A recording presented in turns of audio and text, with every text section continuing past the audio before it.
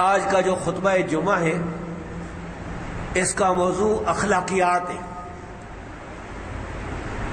ایک دوسرے سے کن اخلاق کے ساتھ پیش آنا چاہیے، مسلمانوں کو ایک دوسرے سے کیا تعلقات رکھنے چاہیے، یہ ہے آج کے اس جمعے کا موضوع۔ اور سورۃ الحجرات کی 3 آیتیں میں نے آپ کے سامنے تلاوت کی ہیں تاکہ ان کی تشریح، ان کا مفہوم بیان کروں، آپ کو بھی سمجھاؤں اور خود بھی ان آیات پر عمل کروں۔ اللہ تبارک و تعالی سے دعا ہے کہ اللہ تعالی ہمیں قرآن مجید اور نبی کریم صلی اللہ علیہ وسلم کی احادیث مبارکہ پر سلف صالحین کے متفقہ فہم کی روشنی میں عمل کرنے کی توفیق عطا فرمائے، اور ہر قسم کی غلطیوں سے، چاہے وہ گناہ ہے ان سے بچائے، چاہے وہ عقیدے کی غلطیاں ہیں، بدعات ہیں، شرک کے اور قسم کی خامیاں ہیں، ہر قسم کی غلطیوں اور خامیوں سے اللہ رب العزت ہمیں بچائے۔ اسلام جو ہے یہ دین فطرت ہے، دین حق ہے۔ اللہ رب العزت نے اپنے رسول کو بھیجا تاکہ دین اسلام کو دنیا کے تمام مذاہب پر، تمام قوانین پر غالب کر دے، تاکہ اسلام کا جھنڈا سر بلند ہو۔ اس کے لیے اللہ تبارک و تعالی نے مسلمانوں کی تربیت فرمائی اپنے نبی کریم صلی اللہ علیہ وسلم کے ذریعے سے، عقیدے بھی ٹھیک کیے، لوگوں کے دل میں اللہ پر ایمان پیدا کیا کہ اللہ پر ایسا ایمان ہو کہ اس میں کسی قسم کا ذرا بھی شک نہ پایا جائے۔ نبی کریم صلی اللہ علیہ وسلم اور آپ کے صحابہ کرام ایمان کے ان اونچے درجوں پر تھے۔ سب سے بڑا درجہ تو رسول اللہ صلی اللہ علیہ وسلم کا ہے، پھر آپ کے بعد انبیاء ہیں، اور پھر ان کے بعد صحابہ کرام ہیں۔ اللہ نے انہیں بہت عظیم ایمان نصیب فرمایا کہ ان کے دلوں میں کسی قسم کا شک و شبہ پیدا نہیں ہوتا تھا۔ نبی کریم صلی اللہ علیہ وسلم کا ایک صحیح واقعہ صحیح بخاری اور حدیث کی دوسری کتابوں میں موجود ہے کہ ایک دفعہ رسول اللہ صلی اللہ علیہ وسلم ایک سفر میں ایک درخت کے نیچے آرام کر رہے تھے، لیٹے ہوئے تھے، سو رہے تھے۔ آپ کی تلوار آپ کے پاس قریب موجود تھی، دوسرے جو ہے صحابہ کرام دوسری جگہ پر، مختلف جگہوں پر آرام کر رہے تھے۔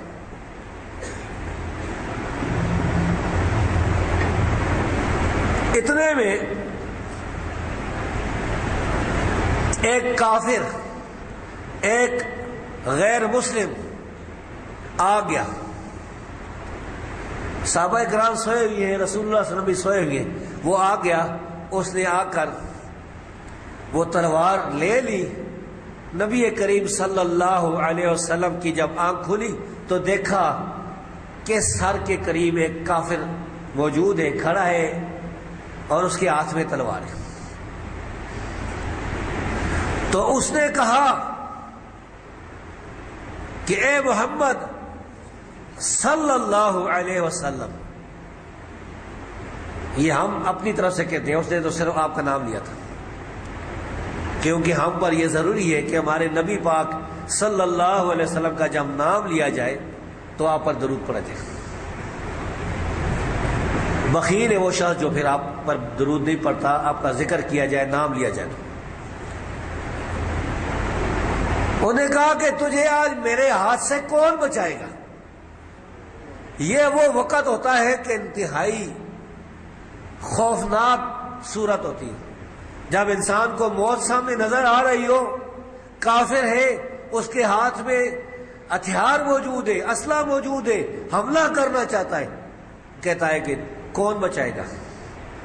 نبی کریم صلی اللہ علیہ وسلم نے اطمینان سے فرمایا میرا اللہ۔ یہ سننا تھا کہ وہ اتنا ڈرا کہ تلوار رکھ دی، ایسا خوف طاری ہوا اس پر۔ رسول اللہ صلی اللہ علیہ وسلم نے وہ تلوار لے لی اپنے ہاتھ میں، پھر فرمایا کہ تجھے کون بچائے گا میرے ہاتھ سے؟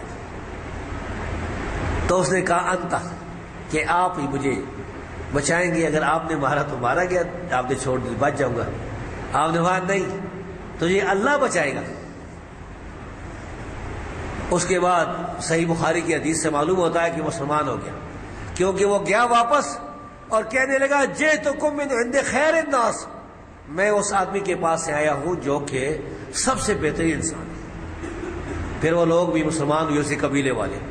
تو میں عرض کر رہا تھا کہ نبی کریم صلی اللہ علیہ وسلم ایمان کے سب سے اعلیٰ درجے پر تھے، آپ کے بعد دوسرے پیغمبروں کا مقام ہے، پھر صحابہ کرام کا مقام ہے۔ ایمان کی بھی تربیت کی اور اخلاق کی بھی، لوگوں کے اخلاق بھی صحیح کی۔ اخلاق کا خاص خیال رکھتے تھے رسول اللہ صلی اللہ علیہ وسلم، لوگوں کی تربیت کرتے تھے۔ رب العالمین فرماتا ہے کہ انما المؤمنون اخوہ، انما جو ہے عربی میں اس کو کلمہ حصر کہتے ہیں، اس کے بعد جو جملہ ہوتا ہے وہ اسی میں مقید ہوتا ہے۔ اس کی مثال اس طرح ہے کہ یعنی اس کا مفہوم میں آپ کو بیان کروں کہ مومن بھائی ہے، مراد یہ کہ مومن صرف اور صرف آپس میں ایک دوسرے کے بھائی ہیں۔ انما جو ہے یہ اس میں صرف کے معنی میں آتا ہے، کلمہ حصر کے معنی میں آتا ہے، یعنی یہ ہو ہی نہیں سکتا کہ ایک مسلمان دوسرے مسلمان کا بھائی نہ ہو۔ پھر فرمایا کہ اگر بھائیوں کے درمیان اختلاف ہو جائے،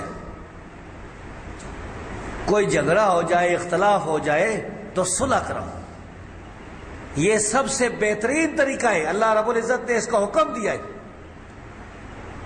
سب سے برے وہ لوگ ہیں جو دو مسلمانوں کو آپس میں لڑا دیتے ہیں۔ صحیح مسلم کی حدیث ہے، نبی کریم صلی اللہ علیہ وسلم نے فرمایا کہ شیطان جو ہے ابلیس، یہ سمندر میں ایک تخت پر بیٹھا ہوا ہے۔ یہ جو بڑا شیطان ہے ابلیس، جس نے آدم علیہ السلام کو سجدہ نہیں کیا تھا، وہ سمندر میں ایک تخت پر بیٹھا ہوا ہے۔ دنیا میں اس کے شیطان جو ہے، اس کی جو فوجیں، اس کا جو لشکر ہے، وہ دنیا میں پھرتے ہیں، لوگوں کو گمراہ کرتے ہیں۔ پھر جو بڑے بڑے شیطان ہیں، مردۃ الشیاطین، وہ جا کے اس کو رپورٹ دیتے ہیں۔ کوئی کہتا ہے میں چوری کرا کے آیا ہوں، کوئی کہتا ہے میں زنا کرا کے آیا ہوں، کوئی کہتا ہے میں کسی کو سود کی لائن پر لگا دیا، ڈاکہ ڈال دیا، اس نے فلاں کر دیا۔ جتنے بھی گناہ ہیں وہ ساری رپورٹیں اس کو دیتے ہیں۔ وہ کہتا ہے ٹھیک ہے ٹھیک ہے، اور اس کے بعد ایک شیطان آتا ہے اور اسے کہتا ہے کہ میں دو آدمیوں کو آپس میں لڑا کے آیا، میاں بیوی کو آپس میں لڑا دیا، شوہر اور اس کی بیوی کو آپس میں لڑا دیا، اختلاف پیدا کر دیا۔ وہ شیطان اٹھ کر اسے سینہ دے کر ملتا ہے، اتنا خوش ہوتا ہے کہ تو نے اصل کام کیا۔ دو مسلمانوں کو آپس میں لڑا دینا، اختلاف پیدا کرنا، یہ بہت بڑا جرم ہے۔ اسی لیے حدیث میں آتا ہے، نبی صلی اللہ علیہ وسلم نے فرمایا لا يدخل الجنت نمام، چغل خور جنت میں داخل نہیں ہوگا۔ دو چغل خور کا کام کیا ہے؟ دو مسلمانوں کو آپس میں لڑانا۔ ایک سے کوئی بات سنی ہے، اس میں کچھ نمک مرچ لگایا، مسالہ لگایا اور دوسرے کو جا کے بتا دیا۔ تو رب العالمین فرماتا ہے کہ فَأَصْلِحُوا ذَاتَ بَيْنِكُمْ، یہ ایک دوسرے کے درمیان صلح کرائے گا۔ سب سے بہترین طریقہ یہ ہے وَاتَّقُوا اللَّهَ، اور اللہ سے ڈر جاؤ، لَعَلَّكُمْ تُرْحَمُونَ، تاکہ تم پر رحم کیا جائے۔ اب مسلمان دنیا کے جس کونے میں بھی جو مسلمان ہے، جو صحیح العقیدہ مسلمان ہے، وہ دوسرے کا بھائی ہے۔ جو گمراہ ہے، جو قرآن حدیث کو نہیں مانتے، جو کتاب و سنت کے مخالف ہیں، جو مشرکین ہیں، مبتدعین ہیں، وہ بھائی نہیں ہے، وہ تو گمراہ ہے۔ گمراہ اس سے بغض رکھنا جو ہے وہ ایمان کی نشانی ہے۔ نبی کریم صلی اللہ علیہ وسلم نے فرمایا کل بدعت ضلالہ، ہر بدعت گمراہی۔ بدعتی سے بغض رکھنا یہ ایمان کی نشانی ہے۔ ایک اور حدیث میں آتا ہے من وقر صاحب بدعت فقد اعان علی ہدم الاسلام، جس نے کسی بدعتی کی عزت کی اس نے اسلام کو گرانے میں مدد دی۔ یہ روایت اس کو شیخ البانی ضعیف کہتے ہیں، لیکن میری تحقیق میں یہ روایت صحیح ہے۔ امام ابو بکر الآجری کی کتاب الشریعہ جو ہے اس میں صحیح سند کے ساتھ یہ روایت موجود ہے، اور اس کے راوی عباس بن یوسف الشکلی وہ مقبول و روایہ ہے، ان کی روایت قبول کی جاتی ہے، جیسا کہ حافظ ذہبی نے فرمایا ہے تاریخ الاسلام۔ تو اللہ رب العزت فرماتا ہے کہ تم اللہ سے ڈر جاؤ تاکہ تم پر رحم کیا جائے۔ اگلی آیت کریمہ میں فرمایا یا ایھا الذین آمنوا، اے ایمان والو، اے پکے مسلمانوں، اے سچے مسلمانوں۔ ایمان والے وہ لوگ ہیں جو سچے مسلمان ہیں، اور یہ سارے ایک دوسرے کے بھائی ہیں۔ حدیث میں آتا ہے نبی کریم صلی اللہ علیہ وسلم نے فرمایا المسلم اخو المسلم، مسلمان کا بھائی ہوتا ہے، لا یظلمہ ولا یسلمہ، نہ تو اس پر ظلم کرتا ہے اور نہ ظلم ہونے دیتا ہے۔ مسلمان کا خیر خواہ ہوتا ہے۔ الدین والنصیحہ، دین خیر خواہی کا نام ہے۔ کس کے لیے؟ اللہ کے لیے، اس کے رسول کے لیے۔ اللہ کے لیے خیر خواہی کا مطلب یہ کہ انسان توحید پر جو ہے وہ گامزن ہو، توحید کو اختیار کرے، خالص اللہ کی عبادت کرے، اس کی عبادت میں کسی کو شریک نہ کرے،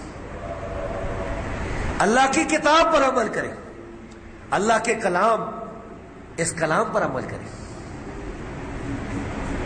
رسول اللہ صلی اللہ علیہ وسلم کے ساتھ خیر خواہی کا مطلب یہ کہ آدمی نبی صلی اللہ علیہ وسلم سے محبت کرے اور سچی محبت کرے، کیونکہ سچی محبت میں انسان اپنے محبوب کی اطاعت کرتا ہے۔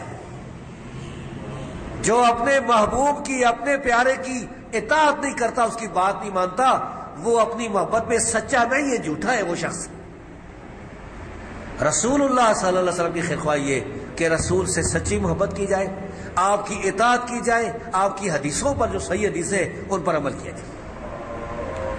اسی طرح فرمایا وَلِعَامَّةِ الْمُسْلِمِينَ، اور عام مسلمانوں کے لیے خیر خواہی، عام مسلمانوں کے لیے کہ مسلمان کے ہاتھ سے، اس کی زبان سے دوسرے مسلمان محفوظ رہے۔ المسلم من سلم المسلمون من لسانہ ویدہ، مسلمان وہ ہے جس کے ہاتھ اور اس کی زبان سے دوسرے مسلمان محفوظ ہیں۔ نبی کریم صلی اللہ علیہ وسلم نے صحابہ اکرام کی تربیت کی، انہیں اخلاق سکھایا، اللہ رب العزت نے اخلاق سکھایا قرآن کریم میں، ان آیات میں اور دوسری آیات میں بار بار جو ہے یہ جو بنیادی مسائل ہیں جن کے ساتھ اسلام میں ایک دوسرے کے ساتھ محبت ہوتی ہے، بھائی چارہ ہوتا ہے، وہ سمجھائے۔ مجھے ایک حدیث یاد آ گئی، امام بخاری نے الادب المفرد میں ایک حدیث بیان کی۔ آپ کو پتہ ہے کہ اسلام میں پڑوسی کے بڑے حقوق ہیں، ہمسایہ۔ صحیح حدیث میں آتا ہے نبی صلی اللہ علیہ وسلم فرمایا کہ جبریل علیہ السلام مجھے پڑوسی کے بارے میں بار بار جو ہے وہ تاکید فرماتے تھے، بار بار یعنی فرماتے تھے کہ پڑوسی کے ساتھ اچھا سلوک کرو، پڑوسی کا خیال رکھو، پڑوسی کا خیال رکھو۔ حتیٰ ظننت انہ سیورثہ، حتیٰ کہ میرا یہ خیال تھا، میں یہ سمجھا کہ شاید اللہ تبارک و تعالیٰ پڑوسی کو وراثت میں بھی شریک کر دے گا، وارث بھی بنا دے گا۔ جس طرح کوئی آدمی مرتا ہے تو اس کے بیٹے وارث ہوتے ہیں، بیٹیاں وارث ہوتی ہیں، اس کی بیوی وارث ہوتی ہے، اس کے ماں باپ وارث ہوتے ہیں، جو شریعت میں جو حصے مقرر ہیں۔ تو میرا یہ خیال تھا کہ شاید پڑوسی بھی وارث بن جائے گا. کتنا خیال ہے. اور یہ بھی حدیث میں آیا ہے کہ بہترین وہ انسان ہے جس کے شر سے پڑوسی محفوظ رہے. اور یہ بھی صحیح حدیث ہے. آپ نے فرمایا کہ تم میں سے جو آدمی قیامت کے دن پر ایمان رکھتا ہے, اللہ پر ایمان رکھتا ہے, فلا یؤذی جارہ, تو اپنے پڑوسی کو تکلیف نہ دے. اس زمانے میں ایک آدمی تھا جو اپنے پڑوسی کو تکلیف دیتا تھا. کوئی منافق ہوگا. منافقین کا یہی طریقہ ہے.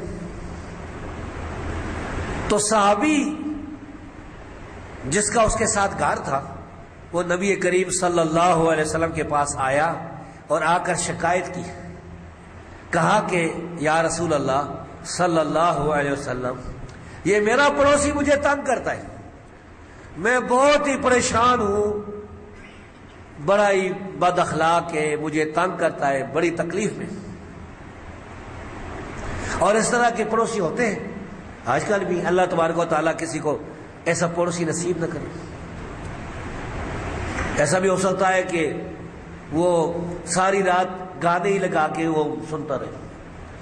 ایسے بھی لوگ ہوتے ہیں. اور ہم دیکھتے ہیں کہ رات جو ہے نا, جو لوگ اللہ سے ڈرنے والے ہیں, جو عشاء کے بعد جلدی سو جاتے ہیں کہ چلو رات کو جب اللہ نے موقع دیا تہجد کے لیے اٹھیں گے, پڑوسی جو ہے اس نے رات کو گانے لگا رکھے اور ساری رات صبح کی اذان تک اس کو تکلیف دیتا رہے گا اور پھر سو جائے گا.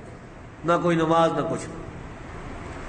نبی کریم صلی اللہ علیہ وسلم نے اس کی شکایت سنی تو فرمایا کہ تو ایسا کر کہ اپنے گھر کا جو سامان ہے نا وہ نکال کے باہر رکھ لے, دروازے کے باہر بیٹھ جا. اس زمانے میں اتنا سامان ہوتا بھی نہیں تھا, یعنی چارپائی وغیرہ بستر نکال کے باہر رکھ دے. جو آدمی بھی اگر پوچھے تو کہہ دینا کہ یہ میرا پڑوسی جو ہے یہ مجھے تنگ کرتا ہے. تو اس نے یہی کام کیا. امام بخاری کی الادب المفرد میں یہ روایت موجود ہے. جو بھی وہاں سے گزرتا تھا وہ کہتے تھے بھائی آپ نے کیوں سامان باہر نکالا ہوا ہے, کیا وجہ ہے. آج کل بھی اگر کوئی آدمی گھر سے چرپائی بسترے وغیرہ نکال کے باہر بیٹھ جائے تو لوگ پوچھیں گے کہ یہ آپ نے کیوں نکالا ہوا ہے. انہوں نے کہا کہ بس یہ تنگ کرتا ہے پڑوسی. نبی صلی اللہ علیہ وسلم نے یہ حکم دیا. تو وہ کہتا تھا وہ آدمی, یا اللہ اس ظالم پر لعنت کر, اسے ذلیل کر دے. اس کو بدعائیاں دیتے ہوئے جاتے تھے. جب اس پڑوسی کو پتہ چل گیا تو پھر وہ بھاگتا بھاگتا ہے, اسے معافی مانگی. اس نے کہا کہ یہ سامان اندر کرو, میں آئندہ کبھی تکلیف نہیں دوں. یعنی اسلام نے کتنا خیال رکھا ہے معاشرے کا. تو اللہ رب العزت فرماتا ہے اپنے مومن بندوں سے, اے ایمان والو, لا یسخر قوم من قوم, کوئی بھی گروہ, کوئی جماعت بھی کسی جماعت کے ساتھ ٹھٹھا مذاق نہ کرے. ٹھٹھا کرنا, مذاق کرنا, اس کی توہین کرنا, پھر ہنسنا کاکے لگا لگا کے, یہ اسلام میں جائز نہیں. کسی کی انسلٹ کرنا, بے عزتی کرنا, اور اس طرح کرتے ہیں لوگ. عسیٰ ان یکونوا خیرا منہم, ہو سکتا ہے کہ یہ جو جن کے ساتھ ٹھٹھا کر رہے ہیں, یہ جو ٹھٹھا کرنے والے لوگ ہیں, ان سے وہ بہتر. دنیا میں تو کوئی یہ چودھری ہوگا, خان ہوگا, ملک ہوگا, اپنے آپ کو بڑا سمجھتا ہوگا, اور وہ غریب جا رہا ہے بیچارہ, لیکن عین ممکن ہے کہ وہ اللہ کے دربار میں بہت بہتر ہو.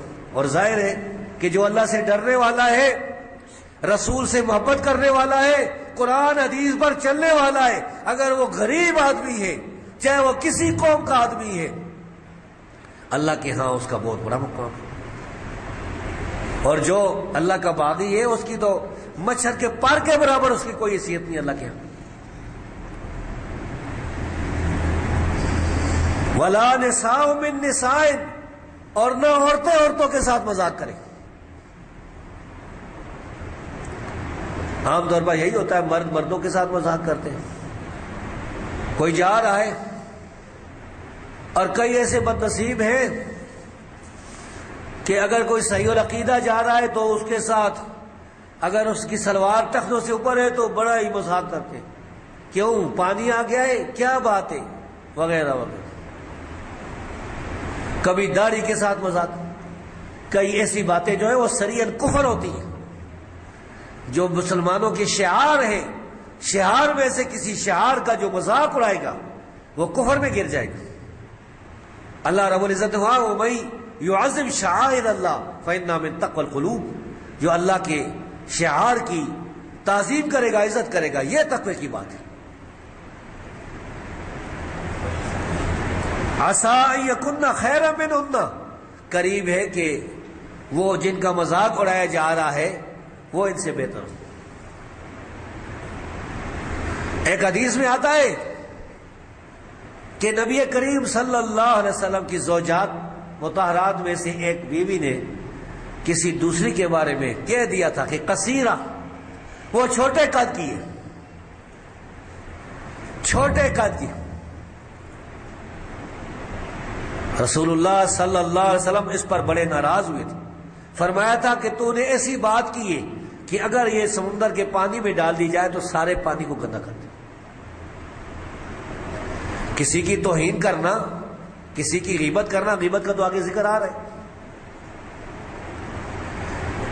وَلَا تَلْمِزُوا أَنفُسَكُمْ، ایک دوسرے کو تانے نہ دیا کرو. بعض اوقات ایک آدمی معاشرے میں غریب خاندان میں سے ہوتا ہے، مثلا مثال کے طور پر کوئی نائی ہے، حجام کا کام کرتا ہے، اس کو اللہ نے دین کی طرف جو ہے وہ توفیق دی ہے، اس نے دین کا علم سیکھ لیا، اب دین پر عمل کرتا ہے. تو کوئی آدمی کہے جاؤ تو نائی ہے یا نائی کا بیٹا ہے، اور اس طرح اسے ذلیل سمجھنا، اسے برا کہنا، اللہ نے اس سے منع فرمایا. وَلَا تَنَابَزُوا بِالْأَلْقَابِ، اور فرمایا کہ ایک دوسرے کے برے برے القاب نہ رکھا کرو. اس کی تشریح میں حدیث میں آیا ہے کہ مدینے کے لوگ جو تھے اس میں ان کا یہ رواج تھا، ان کا یہ طریقہ تھا کہ ایک دوسرے کے نام رکھے ہوئے تھے. مثلا ایک اس کا اصلی نام ہے اور ایک نام جو ہے جس سے وہ ناراض ہوتا ہے. ہر آدمی کے ایک آدمی کے 2 نام تھے، 3 نام تھے، مختلف نام رکھے ہوئے تھے. ہمارے یہاں بھی اس طرح ہوتا ہے، کوئی آدمی ہے نا وہ جس بات سے ناراض ہوگا نا اس کا وہ نام رکھ دیں گے. تو نبی کریم صلی اللہ علیہ وسلم جب مکے سے ہجرت کر کے مدینے آئے تو بعض اوقات ایک آدمی کو مثلا ہمارے ہاں جو ہے کسی کا نام ککڑ ہے، کسی کا کیا ہے، کسی کا مختلف نام رکھے ہوئے لوگوں نے. اور میرا خیال ہے کہ ہمارے مدرسے کے بعد چھوٹے بچے جو ہے نا وہ بھی ایک دوسرے کے نام رکھتے ہیں، کسی کا موٹا اور کسی کا کیا اور کیا. پچھلے سال تو میں نے ایک دفعہ دیکھا تھا، تو کسی کا اس طرح کا نام تھا. نبی کریم صلی اللہ علیہ وسلم نے سنا تھا تو آپ کو تو پتہ نہیں تھا کہ یہ اس کا اصلی نام ہے یا اس کا دوسرا نام رکھا ہوا ہے، اور دوسرے نام پر وہ ناراض ہوتے تھے. تو نبی صلی اللہ علیہ وسلم نے اس کو اس کے دوسرے نام سے پکار دیا کہ فلاں آدمی ادھر آؤ. تو صحابیوں نے کہا کہ اے اللہ کے رسول آپ یہ نہ کہیں، اس پر تو ناراض ہوتا ہے وہ. ظاہر ہے کہ کسی کا نام اگر جاوید ہے اور اس کو جو جیدی کہتے ہیں یا کوئی اور نام کر دیتے ہیں تو وہ اس پر ناراض ہوتا ہے سخت. ہمارے گاؤں میں ایک آدمی تھا، اللہ اس کی مغفرت کرے، اس کو نزلہ کہتے تھے. بس میں چھوٹا بچہ تھا، جب کسی نے نزلہ کہہ دیا ہے تو اتنی گالیاں دیتا تھا، وہ اتنا ناراض ہوتا تھا کچھ تھا، اور بس لوگوں نے اس کا یہ نام رکھا ہوا تھا اور اس پر خوش ہوتے ہیں. اللہ رب العالمین فرماتا ہے وَلَا تَنَابَزُوا بِالْأَلْقَابِ، غلط نام ایک دوسرے کے نہ رکھو، صحیح نام سے اسے پکارو، اسے کہو ہاں بھائی جاوید صاحب، نعیم صاحب، فلاں صاحب، ٹھیک ہے. بیس الاسم الفسوق بعد الایمان، ایمان لانے کے بعد سب سے بری بات جو ہے یہ فسق ہے، اللہ کی نافرمانی ہے۔ اللہ ان باتوں پر ناراض ہوتا ہے۔ اللہ رب العالمین نے ان باتوں سے منع فرمایا ہے۔ وَمَن لَّمْ يَتُبْ، اور جو شخص توبہ نہیں کرے گا، فَأُولَٰئِكَ هُمُ الظَّالِمُونَ، وہ لوگ ظالم ہیں، وہ اپنے آپ پر ظلم کرنے والے، اس لیے کہ دنیا کی یہ زندگی ایک دن ختم ہو جائے گی۔ جو آدمی کتنا بھی بڑا امیر ہے، کتنا بھی بڑی طاقت والا ہے، کتنی بھی اچھی اس کی صحت ہے، ایک دن اس دنیا سے اس نے روانہ ہونا ہے۔ چاہے جو مرضی کر لے، جتنا مرضی علاج کرا لے، جتنی مرضی دوائیاں کھا لے، اور جتنی مرضی ہے اعلیٰ سے اعلیٰ چیزیں کھا لے، ایک وقت آئے گا جو اللہ رب العزت نے مقرر کر رکھا ہے۔ اذا جاء اجلهم فلا يستأخرون ساعة ولا يستقدمون، نہ تو ایک منٹ وہ پیچھے ہوگا اور نہ ایک منٹ آگے ہوگا۔ رب العالمین نے جو وقت مقرر کر رکھا ہے وہ وقت آنے والا ہے، اور اس وقت پھر اللہ کے دربار میں جب پیش ہوگا یہ ظالموں میں سے ہوگا۔ اور ایسے ظالموں کے لیے رب العالمین نے ایسی سزائیں تیار کر رکھی ہے، ایسا عذاب تیار کر رکھا ہے جس کی جو تصور ہم نہیں کر سکتے، اس کے تصور سے بھی ڈر لگتا ہے۔ ایسی داغتی ہوئی آگ جو سینوں تک پہنچ جائے گی، ایسی آگ جو جسم کی کھالوں کو جلائے گی۔ کلما نضجت جلودہم بدلناہم جلودا غیرہا لیذوقوا العذاب، رب العالمین فرماتا ہے کہ جب ان کی کھالیں جلیں گی ہم دوسری کھالیں پیدا کر دیں گے، اسی کھال چمڑا جلے گا، دوسرا چمڑا پیدا ہو جائے گا، تاکہ مسلسل عذاب کا مزہ چکھتے ہیں، مسلسل۔ اور یہ عذاب مسلسل جاری رہے گا کافروں کے لیے۔ مسلمانوں کے لیے یہ ہے صحیح العقیدہ جو لوگ ہیں، جو کافر مشرک نہیں ہیں، کہ اللہ تبارک و تعالیٰ ایک دن انشاءاللہ جہنم سے نکالے گا، لیکن اس پر بے غم نہ ہو جائیے گا، کیونکہ حدیث میں آیا ہے کہ جس انسان کو جہنم میں ایک غوطہ دیا گیا، ساری زندگی وہ دنیا میں امیر آدمی تھا، کوئی تکلیف نہیں تھی، ہر شے اس کی پوری ہوتی تھی، مرنے کے بعد اس کو جب جہنم میں ایک غوطہ دیا جائے گا، وہ کہے گا لم ارا خیرا قط، میں نے کبھی بھی کوئی خیر دیکھی ہی نہیں۔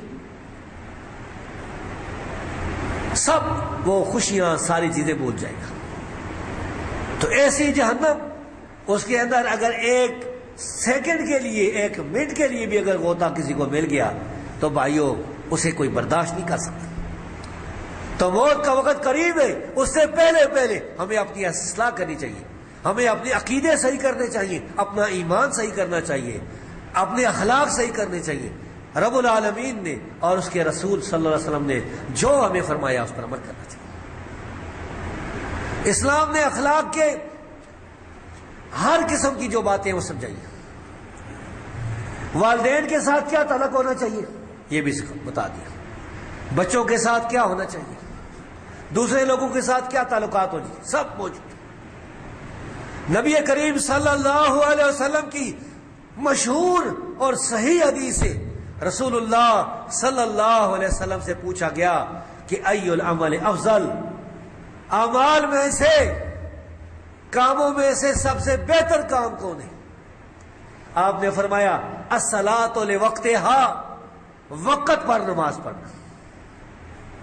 صحیح بخاری کی حدیث ہے، بخاری مسلم کی۔ اور صحیح ابن خزیمہ میں یہ الفاظ ہیں الصلاۃ فی اول وقتہا، پہلے وقت نماز پڑھنا۔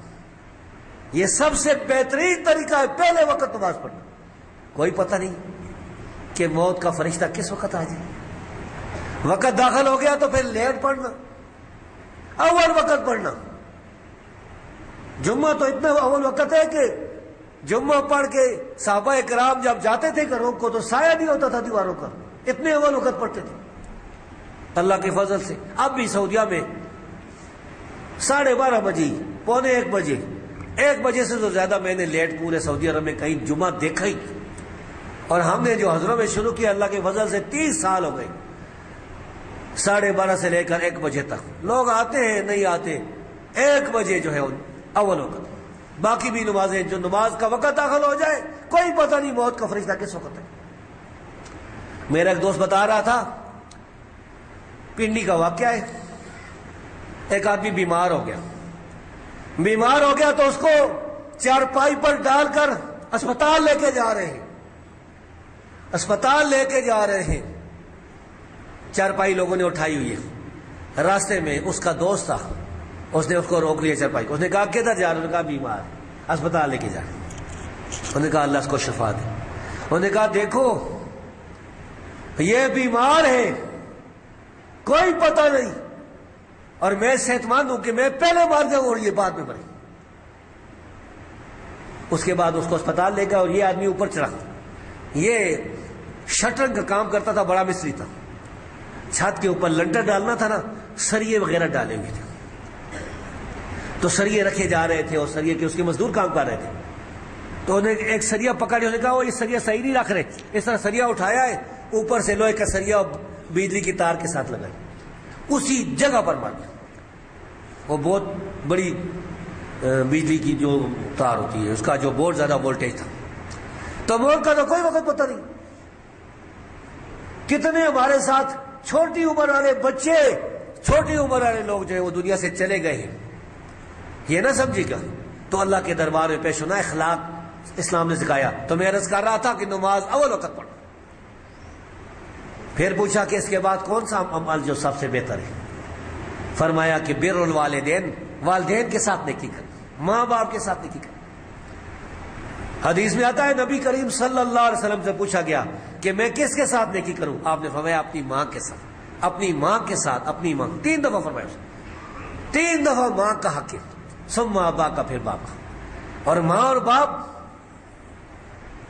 اللہ رب العزت نے قرآن کریم میں فرمایا کہ اگر وہ وَإِن جَاهَدَاكَ لِتُشْرِكَ بِي فَلَا تُطِعْهُمَا، اور اگر ماں اور باپ دونوں کوشش کریں کہ ہمارا بچہ مشرک ہو جائے تو ان کی بات نہ ماننا، وَصَاحِبْهُمَا فِي الدُّنْيَا مَعْرُوفًا، پھر بھی دنیا میں اچھے طریقے سے ان کی خدمت کرنا۔ ماں باپ اگر کافر ہیں، مشرک ہیں، تو پھر بھی ان کی خدمت کرنی، ہاں کفر والی بات ان کی ماننی نہیں۔ اسی طرح ایک حدیث تھی، یہ بھی میں آپ کو سنانا چاہتا تھا، جس کا اسی کے ساتھ الگ تھا۔ سیدنا ابو ہریرہ رضی اللہ تعالیٰ عنہ سے روایت ہے، صحیح مسلم میں۔ انشاءاللہ میرا جو خطبہ ہے وہ 40 منٹ تک ختم ہو جائے گا، میں 1 منٹ اوپر نہیں لے کے جاؤں گا، بےغم رہیے۔ رسول اللہ صلی اللہ علیہ وسلم نے فرمایا من نفس عن مومن قربۃ من قرب الدنیا، سچی حدیث ہے صحیح مسلم کی، کہ جو آدمی کسی مسلمان کی دنیا میں مصیبت دور کرے گا، نفس اللہ عنہ قربۃ من قرب یوم القیامہ، اللہ رب العزت قیامت کے دن اس کی سختیوں میں سے سختی دور کر دے گا۔ مسلمان تو مسلمان کے کام آتا ہے۔ ومن یسر علی موسر، اور جو کسی مصیبت میں پھنسا ہے، کسی تنگی میں، کسی نے اس کی وہ مصیبت دور کر دی، تنگی دور کر دی، یسر اللہ علیہ فی الدنیا والآخرہ، اللہ تبارک و تعالیٰ دنیا اور آخرت میں اس کی مصیبتیں دور کرے گا۔ اللہ رب العزت اتنا مہربان ہے، کوئی مسلمان کسی اپنے مسلمان بھائی کے ساتھ مالی تعاون کرتا ہے، اس کو صدقہ دے دیتا ہے، اس کو اپنی زکوٰۃ میں سے دیتا ہے، ویسے دے دیتا ہے اللہ کو راضی کرنے کے لیے، وہ مصیبت میں پھنسا ہوا ہے، اللہ رب العزت اس کے بدلے میں اس کو بہت زیادہ دیتا ہے۔ ما نقصت صدقۃ من مال قط، کبھی بھی صدقے کی وجہ سے مال میں کمی نہیں ہے۔ ومن ستر مسلما سترہ اللہ فی الدنیا والآخرہ، اور جو کسی مسلمان پر پردہ ڈالے گا، کسی مسلمان بھائی سے کوئی غلطی ہو گئی، کوئی اس سے کوئی ہو گئی کوئی غلطی، اب اس نے وہ دیکھ لی ہے تو پردہ ڈال دیا۔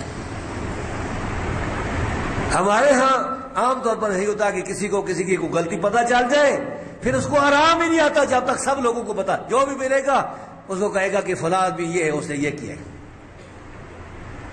رسول اللہ صلی اللہ علیہ وسلم فرمایا کہ جو کسی مسلمان پر پردہ ڈالے گا اللہ رب العزت جو ہے وہ دنیا اور آخرت میں اس پر پردہ ڈالے گا.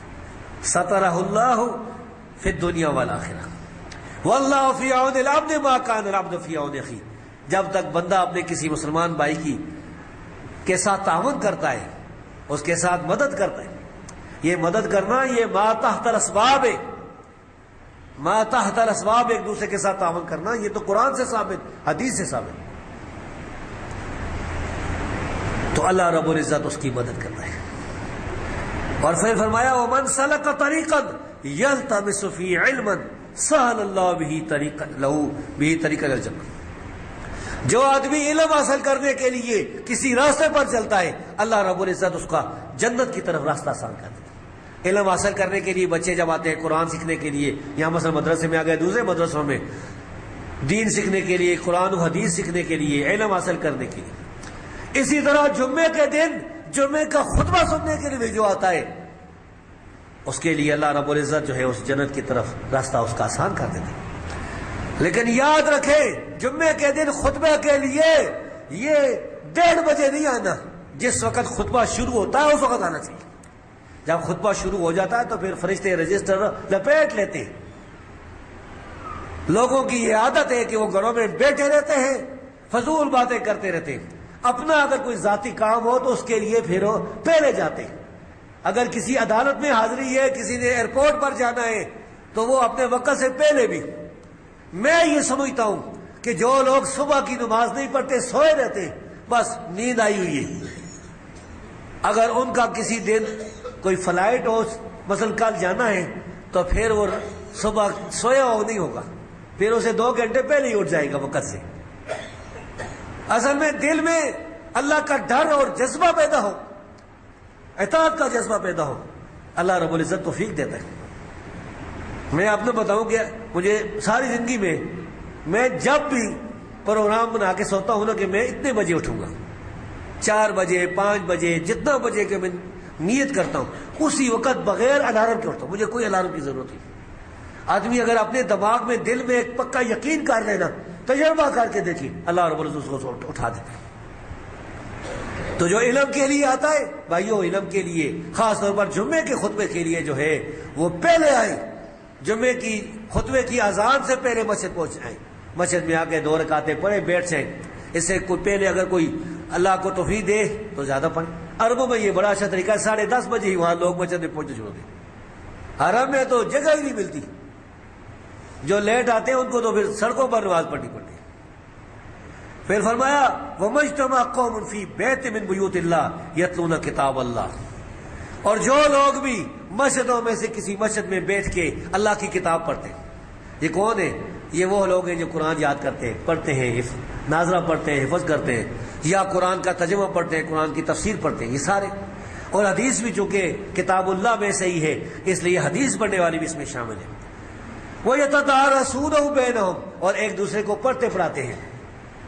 إِلَّا نَزَلَتْ عَلَيْهِمُ السَّكِينَةُ، اللہ رب العزت کی طرف سے سکون نازل ہوتا ہے ان پر.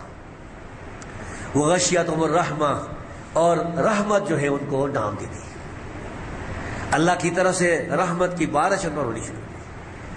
وَحَفَّتْهُمُ الْمَلَائِكَةُ، اور اللہ کے جو فرشتے ہیں وہ ان کو ڈھانپ لیتے ہیں، اپنے پر بچھاتے ہیں. وَذَكَرَهُمُ اللَّهُ فِي مَنْ عِندَهُ، اور اللہ تعالیٰ اوپر جو اللہ کے پاس جو فرشتے ہیں ان کے سامنے ان کا ذکر کرتے ہیں. اللہ تبارک و تعالیٰ ہر جگہ نہیں، اللہ تعالیٰ 7 آسمانوں سے اوپر اپنے عرش پر مستوی ہے، جیسا کہ اس کی شان کے لائق ہے. کما یلیق بشانی کما یلیق بجلالی، اپنے علم اور قدرت کے ساتھ ہر چیز کو وہ گھیرے ہوئے. وہ دور نہیں، وہ قریب ہے، اس کے لیے فاصلے نہیں، یہ فاصلے مخلوق کے لیے. تو اللہ رب العزت یعنی اوپر آسمانوں پر اپنے فرشتوں کے سامنے اپنے ان بندوں کا ذکر کرتا ہے کہ دیکھو میرے بندے مسجد میں بیٹھے ہوئے ہیں، مدرسے میں بیٹھے ہوئے ہیں، اللہ کے گھروں میں سے کسی گھر میں بیٹھے اللہ کی کتاب پڑھ رہے ہیں، نبی کی حدیث پڑھ رہے ہیں. اور پھر فرمایا وَمَنْ بَطَحَ بِعَمَلُهُ لَمْ يُسْرِ بِنَسَبُهُ، جس آدمی کے اعمال صحیح نہ ہوئے، بے مال آدمی جس کے عمل تھوڑے ہوئے، عمل پیچھے رہ گئے، اس کا نسب اس کو آگے نہیں لے جائے گا۔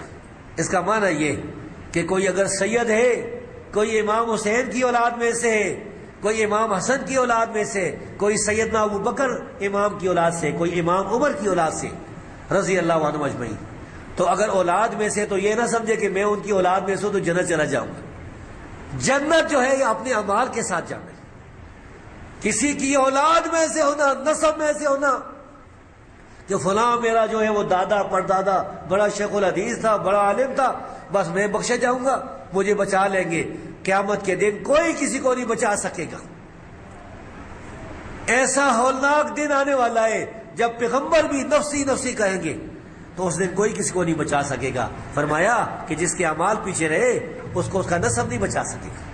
پھر آگے فرمایا قرآن کریم میں، یا ایھا الذین آمنوا، اے ایمان والو، اجتنبوا کثیرا من الظن، یہ ایک دوسرے کے بارے میں یہ بدگمانیاں چھوڑ دو۔ یہ بہت سی بدگمانیاں، بہت سے لوگ ایسے ہوتے ہیں کہ اپنے دوسرے بھائی کے بارے میں دل میں بدگمانی، اوہ اس نے یہ بات کہی ہوگی، اس نے یہ کیا ہوگا، اس کو سننے کی کوشش کرتے ہیں، یا کوئی بات مل جائے اس میں اضافہ کرتے ہیں، بدگمانیاں کرتے ہیں۔ یہ چھوڑ دو۔ ان بعض الظن اسم، بعض بدگمانیاں جو ہے وہ بڑا یعنی گناہ ہوتا ہے، مراد کہ بڑا گناہ ہوتا ہے۔ ولا تجسسوا، اور ایک دوسرے کی جاسوسی نہ کرو۔ ولا یغتب بعضکم بعضا، ایک دوسرے کی غیبت نہ کرو۔ بھائیو غیبت حرام ہے اور غیبت بڑا کبیرہ گناہ ہے۔ فرمایا ایحب احدکم ان یاکل لحم اخیہ میتا فکرہتموہ، کیا تم یہ پسند کرتے ہو کہ کوئی تم میں سے کوئی ایسا آدمی بھی ہے جو اپنے بھائی کا، اپنے مردہ بھائی کا گوشت کھانا پسند کرتا ہے؟ ظاہر ہے کہ تم اسے کوئی پسند نہیں کرتے۔ کس کا بھائی مار جائے تو وہ تو اس کے لیے تو اس کا رونا شروع ہو گیا، وہ تو بہت پریشان ہے۔ ہمارے گاؤں میں ایک دفعہ ایک آدمی بیمار ہوا نا، اس کو اچانک ہچکی لگ گئی، تو اس کی ہچکی کی آواز ہماری مسجد میں بھی آتی تھی۔ صبح کا تقریباً 4 بجے کا وقت تھا، نماز کی ہم تیاری میں تھے، تو اس کے جو آواز تھی وہ کافی دور سے جو ہے نا تقریباً 200 گز ہوگی یا 100 گز، اتنا دور کافی وہاں سے آ رہی تھی۔ تو اس کے جو بھائی کو پتہ چلا نا، سکے بھائی کو، تو وہ گر کے بے ہوش ہو گیا، اس کو چرپائی پر اٹھا کے لے گیا۔ وہ نہیں برداشت کر سکا اپنے بھائی کی تکلیف۔ تو کوئی بھی جو ہے انسان اپنے بھائی کی تکلیف نہیں برداشت کر سکتا۔ تو مثال بیان کی ہے کہ اگر کوئی کسی کا بھائی مار جائے تو کیا اس کا گوشت کھانا پسند کرتا ہے؟ تو یہ غیبت تو اس کا گوشت کھانا ہے۔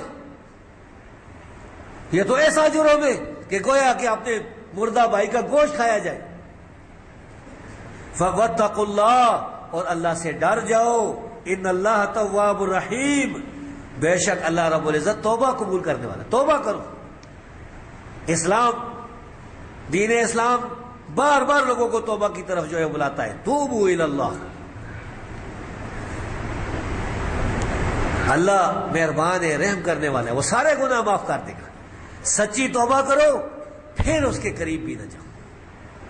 تابوا واصلحوا وبینوا، توبہ کرو، اصلاح بھی کرو، اور پھر جو ہے اس کو بیان بھی کرو۔ بعض ایسے جرم ہوتے ہیں جو کہ کسی نے کوئی غلط بات کہی ہے لوگوں کے سامنے، مثلا میں خطبے میں اگر کوئی بات غلط کہہ دوں، اللہ بچائے مجھے، تو پھر مجھے لوگوں کے سامنے اعلانیہ توبہ کرنی چاہیے۔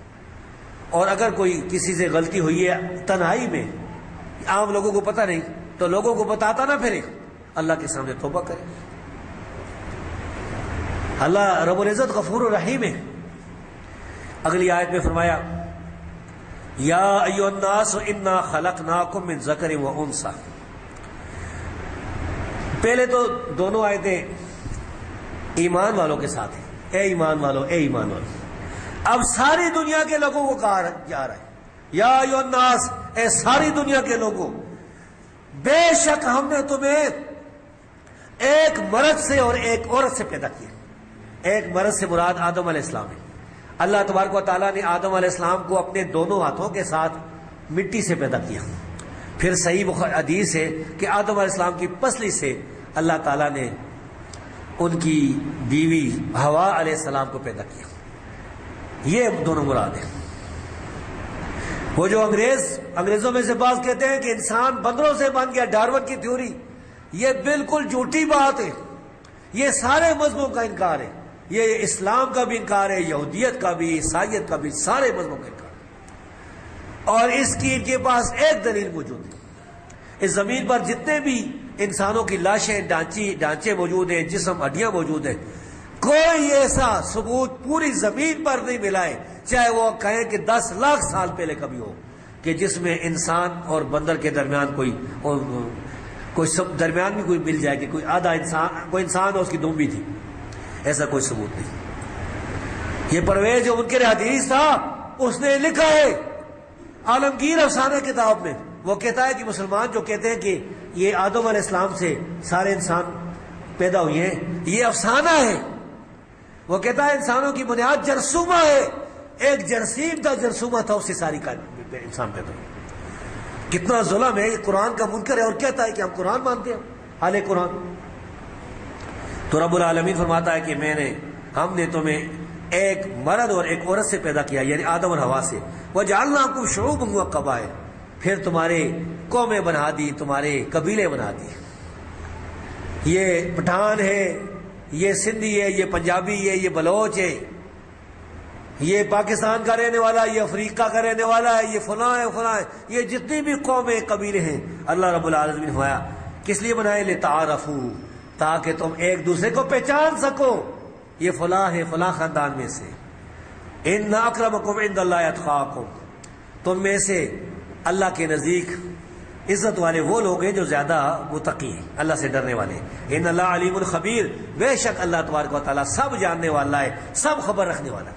بھائیو، اس آیت کی تشریح میں نبی صلی اللہ علیہ وسلم کی حدیث ہے مسند احمد میں، آپ نے فرمایا یا ایھا الناس، اے لوگو، الا ان ربکم واحد، تمہارا رب ایک ہے، تمہارا باپ ایک ہے. الا لا فضل لعربی علی عجمی، کسی عربی کو کسی اجمی پر کوئی فضیلت حاصل نہیں، کسی اجمی کو کسی عربی پر کوئی فضیلت حاصل نہیں، کسی سرخ رنگ والے کو کسی کالے والے پر کوئی رنگ والے پر کوئی فضیلت حاصل نہیں، نہ کسی کالے کو سرخ پر سوائے تقوی کی.